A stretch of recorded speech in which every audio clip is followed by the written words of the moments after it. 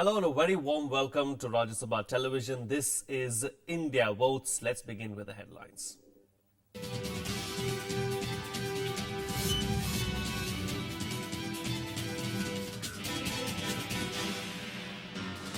First phase of general elections 2014 kicks off. 84% turnout for one seat in Tripura, 75% for 5 seats in Assam. BJP releases its election manifesto, promises good governance, development and growth, mentions Ram Mandir issue as well. Election Commission sends notice to BJP's Amit Shah over his alleged hate speech after Congress registered complaints. And more key leaders file nomination papers on Monday. BJP's Arun Jaitley and NC Chief Farooq Abdullah being among heavyweights.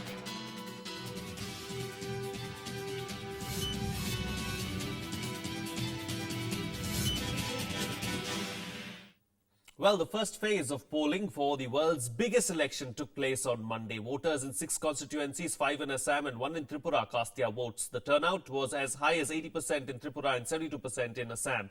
The percentage is likely to increase, of course, after a final computation. Let's now take a look at how India voted on day one. The biggest democratic electoral exercise will start on Monday at 7 in the morning when 5 seats in Assam and 1 in Tripura goes to polls. Both the states are gearing up for a multi-way contest. In Assam, candidates are contesting for 5 seats in Tezpur, Koliabor, Jorhat, Dibrugarh and Lakhimpur. In Tripura, the polling will take place in Tripura West seat. Unlike in the past, neither factions of the Ulfa have issued diktats to the voters for boycott of the elections or made any statement against any political party. In Assam, as many as 51 candidates are vying for the 5 seats up for grabs. Among them are Union Minister Rani Nara and Pawan Singh Ghatwar. Former Union Minister and sitting MLA Bijoy Krishna Handi, an electorate of 64,41,634 will exercise their franchise at 8,588 polling stations. For the first time in the Northeast region and the third time in the country after Kashmir and Bihar, all polling booths have been declared smoking-free. According to the 2009 Lok Sabha poll results, Congress had won 4 of these seats while AJP picked up 1 in Tezpur.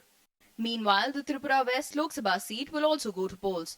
The seat will witness a multi-cornered contest among CPIM, Congress, TMC and the BJP.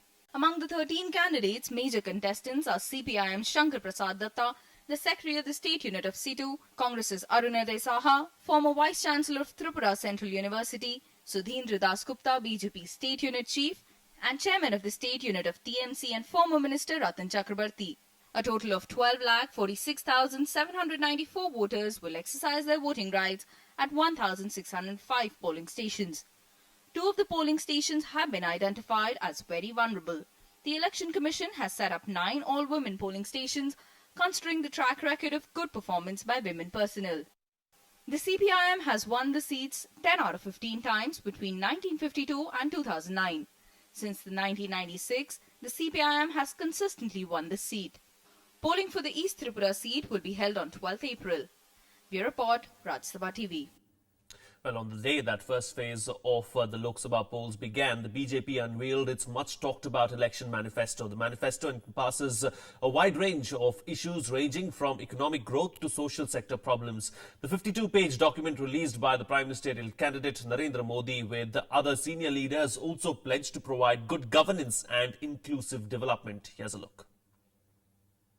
The BJP on Monday released its manifesto focusing on improving the country's economy and infrastructure, ending policy paralysis and curbing corruption. Contentious issues like construction of a Ram temple in Ayodhya, abrogation of Article 370 giving special status to Jammu and Kashmir and enactment of uniform civil code that have been included in the manifesto with the party making promises on them.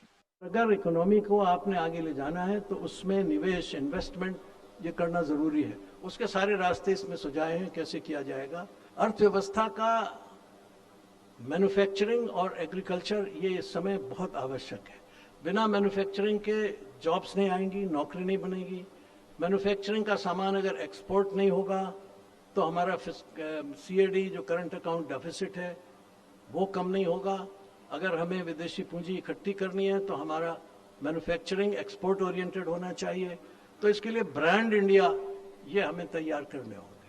BJP has promised to put in place strict measures and special courts to stop hoarding and black marketing. The manifesto promises to start process of bringing back black money to India. Barring the multi-brand retail sector, FDI will be allowed in sectors wherever needed for job and asset. Agri-rail network will be established designed to cater to the specific needs of perishable agricultural products. Promising tax reforms, BJP said its tax policy roadmap includes focus on a non-adversarial and conducive tax environment, overhaul of the dispute resolution mechanisms, bringing on board all state governments in adopting GST and provision of tax incentives to promote investment. The manifesto also finds mention of Ram Mandir. The party reiterates its stand to explore all possibilities within framework of constitution to facilitate construction of the temple in Ayodhya. BJP's Prime Ministerial candidate Narendra Modi congratulated Murli Manohar Joshi for including the aspirations of people in the manifesto. ये manifesto न ही एक चुनावी ritual है और न ही यह कागजी दस्तावेज है। यह हमारी दिशा है, यह हमारा लक्ष्य है। 125 करोड़ देशवासी उनके सपनों को सुनिश्चित करने का प्रयास इस मैनिफेस्टो में देखा जा सकता है। In a manifesto that promises economic revival, the BJP also says it will link welfare schemes like the Congress-led government's rural job schemes to assets creations. The party promises focus on infrastructure such as new cities, high-speed railways and broadband internet even in villages. Bureau Report, Rajya Sabha TV. Meanwhile, the Election Commission has issued a notice to BJP General Secretary Amit Shah over his recent hate speech in Bijnoor near riot-affected Muzaffarnagar. The poll panel today issued the notice to the controversial former Gujarat Home Minister and sought his reply. In the Commission's meeting today, the poll panel found prima facie that Shah's statement regarding revenge raised some questions for the Model Code of Conduct. He has been given 2 days' time to reply to the Election Commission's notice. The action follows a complaint by Congress seeking action against him for his speeches. Congress had earlier demanded that Amit Shah should be arrested and debarred from campaigning in Uttar Pradesh.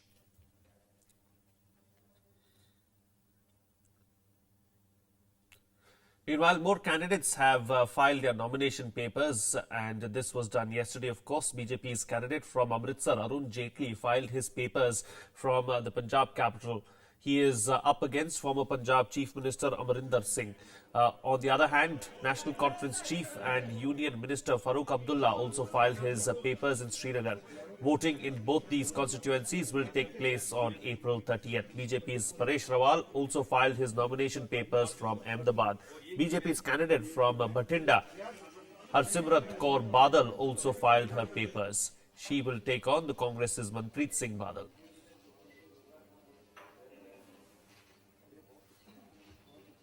आज मैं औपचारिक तौर पे अपना nomination भरिया है। मैं मानना कि जिस तरीके दे हालात बने ने ਉਹਦੇ ਚ ਹੁਣ ਕੋਈ ਗੁੰਜਾਇਸ਼ ਨਹੀਂ ਰਹਿ ਗਈ ਕਿ ਸਾਡੀ ਪਾਰਟੀ ਇੱਕ ਬਹੁਤ ਵੱਡੀ ਜਿੱਤ ਪ੍ਰਾਪਤ ਕਰਨ ਵਾਲੀ ਹੈ ਔਰ ਆਪਣੇ ਗੱਠਜੋੜ ਦੇ ਸਾਥੀਆਂ ਦੇ ਨਾਲ ਹਿੰਦੁਸਤਾਨ ਦੇ ਵਿੱਚ ਸਾਡੀ ਸਰਕਾਰ ਬਣਨੀ ਹੈ। Well, we'll slip into a short break now, but we'll be right back to stay tuned.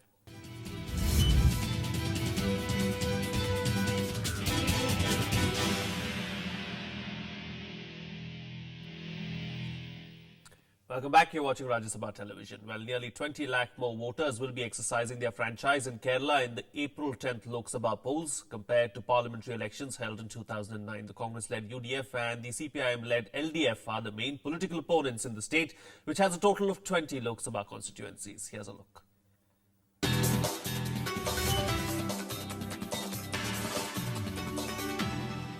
Kerala, with over 20 Lok Sabha seats, will go to polls on April 10. Congress, which won 13 seats out of 17 seats it contested in 2009, is only contesting 15 this time. It has given 2 seats to its allies, the Socialist Janata Democratic and the Revolutionary Socialist Party, which recently broke away from the Left Democratic Front. 5 union ministers from the party are in the fray this time. These include Shashi Tharoor, K.V. Thomas, Mullapalli Ramchandran, Kodaikanil Suresh and K.C. Venugopal. There's tremendous support, tremendous enthusiasm, and a lot of positive reactions to the hard work I've done here for development of this constituency. So I'm expecting a victory. Both UPA 1, UPA 2 have done a lot of progressive works. Not only the RT Act, the right for food, the right for employment. These are some of the best things. The CPIM hopes to win the maximum number of seats from Kerala to increase its national clout. As part of the Left Democratic Front, the party is contesting 10 seats, while the CPI is contesting 4 and Independents 5. People are looking for a change for the better. That's why people will certainly look towards me. The UDF-LDF bipolarity has consolidated the state's politics to such an extent that there is hardly any room for the BJP. The party's state unit is expecting to send its first ever representative from the state to the Lok Sabha this time. BJP has good basic work here for the last so many years. Even I think in the year 1947 onwards. So the groundwork is quite strong. There are over 2 crore 30 lakh voters in the state, of which over half are women. According to Election Commission figures, Patanamita tops the list in the case of highest number of male and female voters. 21,424 polling stations will be set up in the 20 constituencies. Predicting election results in a highly polarized state like Kerala is an uphill task, where even 1% vote swing towards a particular front can make a huge difference to the outcome. Kriti Mishra, Rajya Sabha TV. Well, Kandhamal in Odisha hit headlines for its riots in 2008. At that time, the BJD and the BJP were allies. 6 years later, Kandhamal still bears the scars. Hundreds of displaced families are still waiting to return home. For the rest, basic needs like education, health and rail link are still high in demand. Here's a look.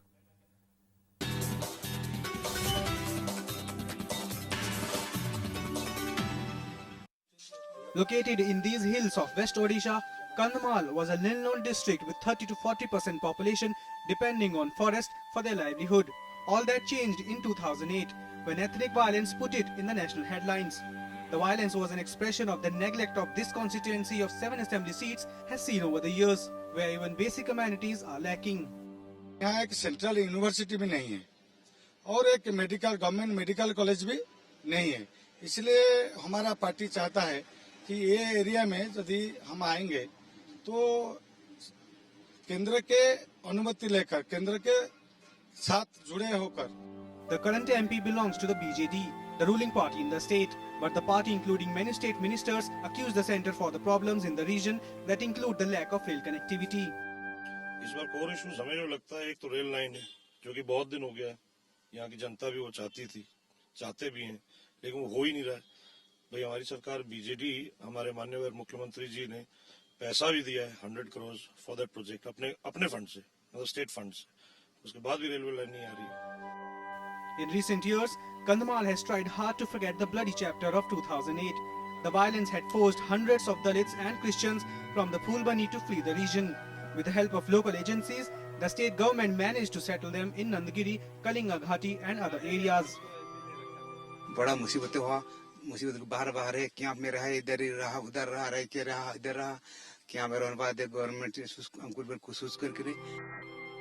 The villagers blame the government for negligence.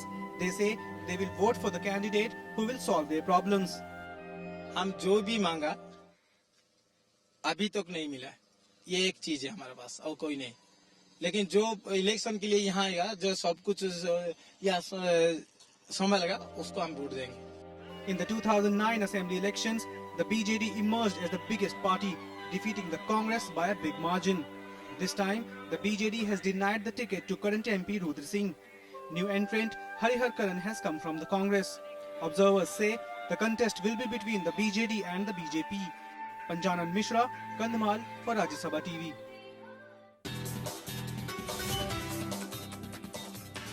We'll slip into a short break now, but we'll be right back, to stay tuned.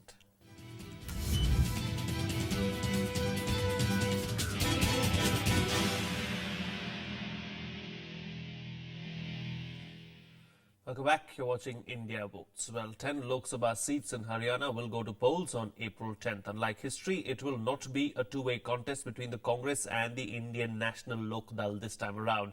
As per pollsters, the contest could turn out to be interesting thanks to the rising stature of parties like the BJP, the BSP, the HJC and the AAP in the state. Here's a look at the Bhiwani constituency, which can spring a few surprises this time around.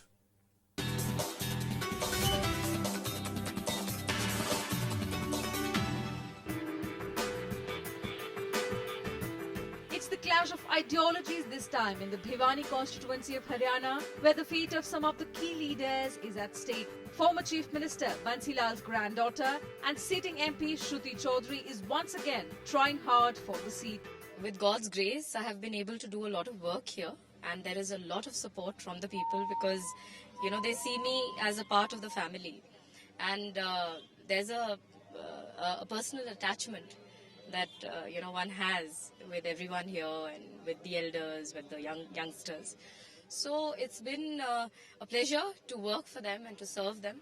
While the Congress would be looking to retain most of the 9 seats it won in Haryana in 2009, the INLD would seek to open its account as the party had failed to win a single seat in the last Lok Sabha elections. Haryana में देश में कांग्रेस ने भ्रष्टाचार फैलाने का काम किया और जिस प्रकार से बीजेपी ने कांग्रेस को लोगों को टिकट देने का काम किया, इसलिए एक तरफा चुनाव हमारे पक्ष में करने का लोग काम किया. Meanwhile, the Haryana Janhit Congress and the BJP are hoping to capitalize on party's strengths in Bhiwani.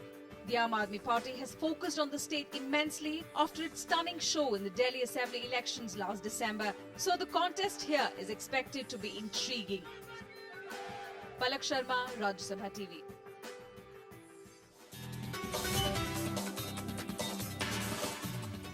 Well, the election season in North Bengal almost automatically means a fresh impetus to the demand for a separate Gorkhaland state. Local political parties and the people here are adamant that development in the Darjeeling Hills is possible only after creation of a new state. Here's more.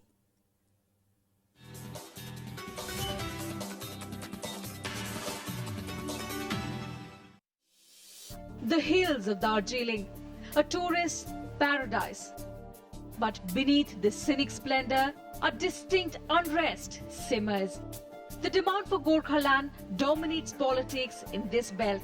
The Gorkhas, natives of the Darjeeling Hills, consider their culture different from the rest of Bengal. Gorkhaland is a factor for us. हम इतने साल से हम चाहते हैं कि गोरखालैंड हो, मगर उसके साथ-साथ development is also very necessary. राज्य तो हम लोग तो चाहेंगे, तो उसके आगे तो समय लगेगा कुछ, उसका आगे जो डेवलपमेंट है तो हम करते करते जाएंगे. Like in 2009, the biggest regional party, Gorkha Janmukti Morcha or the GJM, is lending its support to the BJP candidate SS Ahluwalia in the hope that an NDA government at the centre would fulfill the Gorkhaland demand.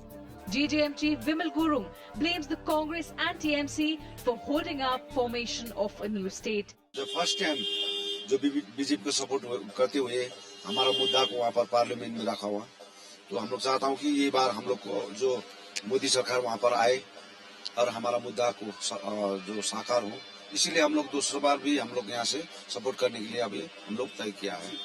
The demand for Gorkhaland has had its ups and downs. In 1980, the separate statehood demand reached a pitch but fizzled out with the movement turning violent. Nearly 1,000 people died. In 1988, formation of the Gorkha Hill Council brought autonomous administrative rights to the region. But even this was squandered after squabbles between ministers led to disbanding of the Darjeeling Gorkha Hill Council. In 2011, the Gorkhaland Territorial Administration gave people some new rights. The creation of Telangana from Andhra Pradesh provided the Gorkhaland movement a strong stimulus vis-a-vis development as an issue. Bharatiya Janata party छोटे राज्यों की पक्षधर है, सुशासन के लिए और overall development के लिए. अब जहाँ भी चाहिए बेसिक चीज, पानी से लेके बिजली, रास्ता, एम्प्लॉयमेंट लेके सब चीज में बहुत कमी है. तो मुझे लगता है कि दार्जिलिंग को ये सब आना चाहिए. दार्जिलिंग को पहले हम लोग शांति लेना चाहिए, एक डेमोक्रेसी और एक डेवलपमेंट के ऊपर हम लोग काम करना चाहते हैं. Inflation, corruption, development take a back seat in the Darjeeling Hills. Here it is about who can give them a separate statehood. The entire politics of Darjeeling moves around the issue of separate state of Gorkhaland. But this time, because of conflict of interest among top Gorkha leaders, it seems that the main issue has got deviated into various political groups. With camera person Siddharth, this is Pranav Goswami, Rajya Sabha TV, Darjeeling. Well, Sikkim will have elections to both the Lok Sabha as well as the State Assembly. In 2009, the state created a unique record in politics when the local Sikkim Democratic Front Party won all the Lok Sabha and Assembly seats, completely wiping out the opposition. But this time around, the picture is a little different. Here's a report.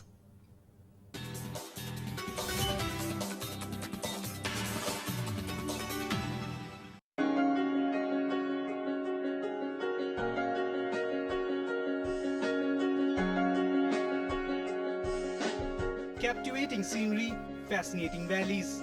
The Himalayan state of Sikkim is among the best tourist destinations in the northeast, unruffled in its majesty, much like its politics. Since 1994, one party, the Sikkim Democratic Front, has dominated the political scene.